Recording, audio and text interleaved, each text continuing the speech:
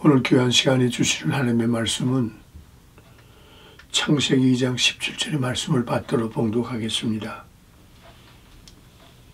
선악을 알게 하는 나무의 실과는 먹지 말라. 네가 먹는 날에는 정령 죽으리라 하시니라. 한 절 더 봅니다. 3장 3절의 말씀입니다. 동산 중앙에 있는 나무의 실과는 하나님 말씀에 너희는 먹지도 말고 만지도 말라. 너희가 죽을까 하노라 하셨느니라. 어떠면 똑같은 성경 내용 속에서 한 장이라는 장수의 변동 속에서 이렇게 하늘과 땅의 차이를 냈을까?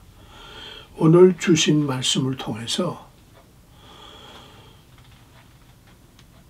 진정한 기독교 신자라면, 예수의 피를 힘입어 구원받은 사람이라면 결코 예와 아니오가 분명치 아니한 사람은 없을 것이다.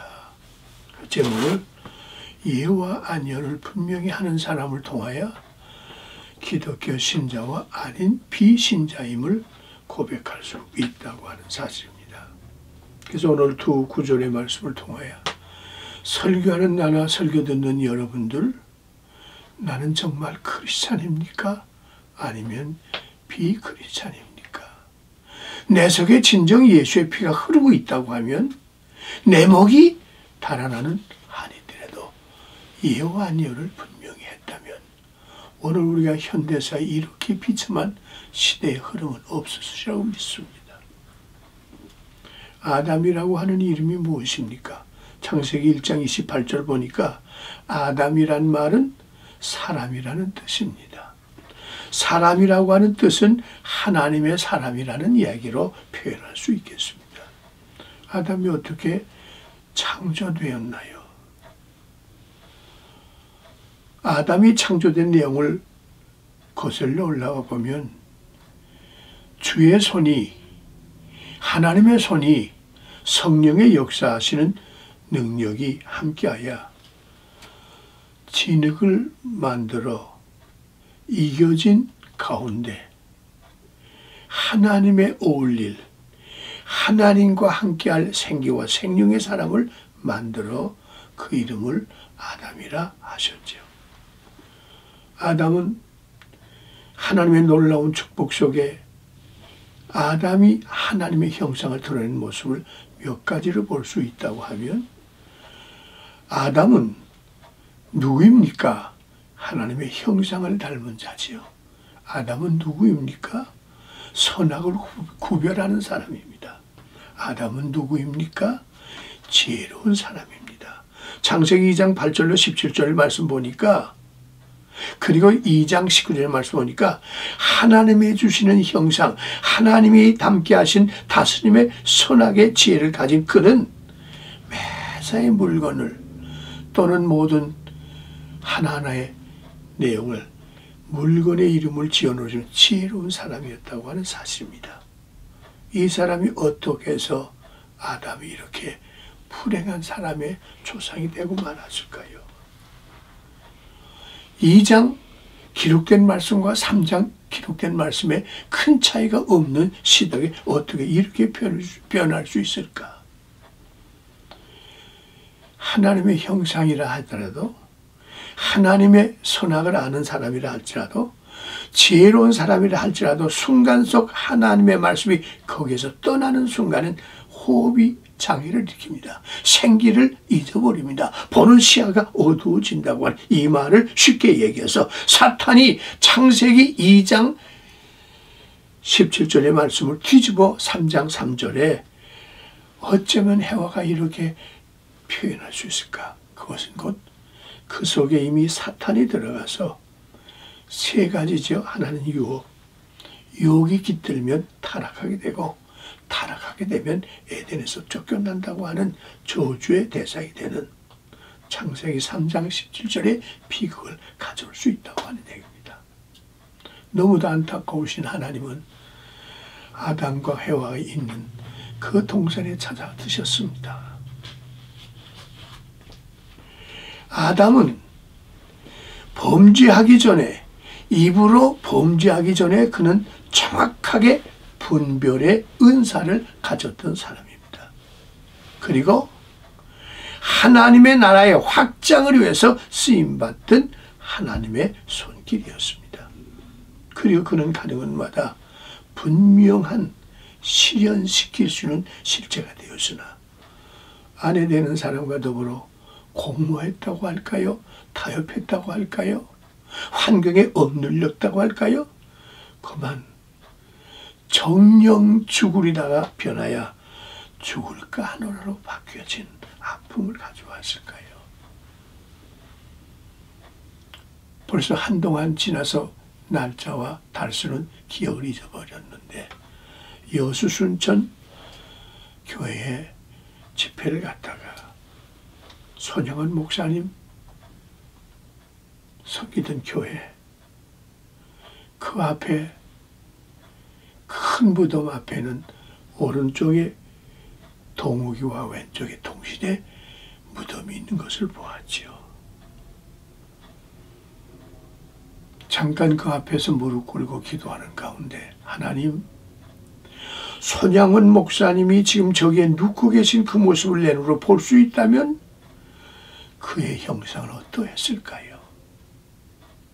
그리고 그의 아들을 순교하게끔 길 열어줬던 그 아버지의 신앙으로 신앙을 본받았던 동욱이와 동신이는 어떠했을까?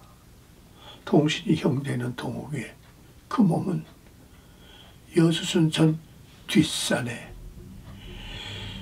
그 불량배가 아닌 공산주의자들의 물들어 있던 학생회 회장이 동욱이 동신을 양쪽 3m 거리의 소나무에 붙들어 매고 동욱아, 동신아, 우린 너는 같은 동급생이지만 너를 존경해. 근데 한 가지가 문제야. 이제라도 예수를 믿지 않는다고 하면 우리 전체 학생이 너를 학생회 회장으로 받들고 한번 보람있게 갈 테니 한마디만 해. 나 예수 안 믿어도 돼. 그때 동생 되는 동신이가 외쳐서 형! 죽으면 죽고 살면 살지 예와 아니오를 분명히 해야 돼. 알았어. 그러고는 머리를 끄덕끄덕했습니다. 다시 묻습니다. 예수를 믿지 않는다면 너를 회장으로 받들어 우리가 멋있게 미래를 열 거야. 아닙니다. 너 다시 물을 때 대답 안 하면 내 눈을 뽑을 거야. 다시 분명히 아니요. 나는 하나님의 아들과 하나님의 아들의 형상을 닮은 사람입니다. 부인할 수 없습니다. 대꽃치러 오른쪽 눈알을 뺐습니다. 다시 묻습니다. 분명히 그는 예와 아니오가 분명했습니다. 나는 하나님의 자녀입니다. 오른쪽 눈, 왼쪽 눈이 다 빠졌습니다. 형 잘했어. 다시 묻을게. 예수 믿을 거야? 나는 죽어도 예수꾼, 살아도 예수꾼이야. 오른쪽 귀를 잘라냈습니다. 그 모습이 내 가슴 속에 떨리게 마치 내 앞에 있는 동욱이 동신이처럼 내가 저러한 상황에 부딪혔을 때 내가 정말 예수 믿으면 내 눈이 빠져지고 내가 예수 믿으면 오른쪽 왼쪽 귀가 빠지고 다시 예수 믿는다면 오른팔 왼팔이 잘라지더라도 자신 있게 믿을 수 있을까? 오늘날 기독교가 왜 부패했다고 합니까? 예와 아니오를 분명하지 못해서. 이것이 오늘 현실의 안타까운 한국의 권고와 세계가 혼란 속에 있는 이 방송을 듣고 계신 청취자 여러분, 하나님은 여러분들에게 당신의 피 흘림을 통하여 믿는 자에게 아들, 딸 되는 권세를 허락해 주시사 하나님의 형상입니다. 부부가 부자지간이 이웃사람이 당신의 얼굴을 볼 때마다 저 사람은 정말 예수를 닮은 사람인가 봐. 나는 예수를 본 일 없지만 어쩌면 저렇게 얼굴에 화기가 있고 어떻게 생기가 있고 어떻게 저렇게 우아할 수 있을까. 오늘 진정 나와 여러분을 통하여 세상 사람들에게 분명히 예와 아니오를 죽을지라도 주님을 위해서 죽는이라면 아멘하고 내디딜 수 있는 멋있는 나와 여러분 되시기를 주의 이름으로 축원합니다. 주기철 목사님이 마지막 순교를 당하기 직전에 너무나 일본 사람의 잔악한 치저가 때로는 두들겨 패고는 그 다음에 또 다시는 소금을 뿌립니다. 그리고 다시는 고춧가루를 뿌립니다. 그래서 몸이 퉁퉁 부었어요. 그때 형사주임이 하는 말이 주기철 목사 내보내지. 여기도 우리 시체만 곤란할 테니까. 그때 남편 되는 주기철 목사의 사모님은 녹그릇이었습니다. 밥을 떠서 오른쪽에는 밥그릇을, 왼쪽에는 뜨거운 숭늉이죠. 펄펄 끓는 걸 물면 경찰서까지 15분 거리입니다. 남편이 식사를 한다면 벌써 아내 손에 밑에는 뜨거운 몸에 진동이 오는 것 같아요. 식사인들 제대로 하셨겠습니까? 몇 숟갈 드시고 물을 마시려고 노사발을 들면 손에 이미 뜨거운 물길에 익어서 손바닥에 피부가 같이 떨어져 나옵니다. 여보, 내가 당신처럼 옥속에 들어가지 못할지라도 나는 당신과 같은 고통을 이렇게 같이 받고 있다오.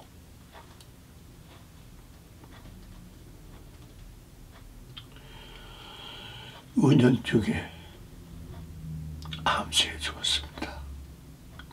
나도 당신과 함께 나도 고난에 같이 있다오. 변경치 마시고 순교를 잊지 말아주세요. 어느 시간이 흘렀습니다. 이젠 저 시체 그냥 우리가 장례식 하지 말고 보내지. 그때 집에 와서 대문을 열려고 했더니 닫혀져 있습니다. 힘없는 힘에 힘을 더해서 손양훈 목사님이 부를 힘도 없어서 대문을 넣으니까 삐그덕삐그덕합니다. 70 넘으신 아버지께서 며느리에게 이렇게 이야기합니다. 얘야 밖에 누가 왔나 보다. 사모가 뛰어나와 보니 남편이 문을 열자마자 마치 기둥이 넘어지고 쿵 하고 넘어지는 댕친 남편입니다. 그 얼마나 그리웠던 남편이었을까. 얼마나 고통스러운 남편이었을까. 함에도 손 하나 대지 않고 이렇게 외칩니다. 여보, 나도 아파. 나도 힘들어. 하나, 당신이 만일 그냥 여기서 죽는다면 예수 부인했다고 해. 아니 그냥 돌아가시죠. 나도 당신이 함께 있기를 원해. 남편은 일어나기 힘든 힘을 더해서 경찰서에 가서 옥사하셨습니다. 이것이 오늘 나와 여러분이 예수 믿게 된 동기의 핏부림이라고 하는 걸 기억한다면 과연 많은 사람들이 나와 여러분 보시고 뭐라고 표현할 수 있었을까? 순간순간 찾아오는 이 눈물과 아픔, 정령 죽으리라, 결코 죽으리라. 우린 구분하는 여러분 되셔서 이제는 산 증인의 역할을 감당해야 될 줄로 믿으시기 바랍니다. 죽어 예와 아니오를 분명히 죽어 기독교 신자들과 주의 종들이 십자가의 보혈을 힘입어 구원받은 나라고 확신한다면 예와 아녀를 분명히 회복하시길 주의 이름으로 축원합니다. 시자가 국가를 재건하고 발전했을 때 생각지 못했던 어느 던져지는 칼에 가슴에서 피가 터져나올 정도로 칼을 받아 쓰러지게 되었을 때 그는 껄껄 웃으며 이렇게 세 가지 말을 했습니다. 여러분, 나는 왔습니다. 여러분, 나는 보았습니다. 여러분, 나는 실행하고 갑니다. I come, I see, I say education.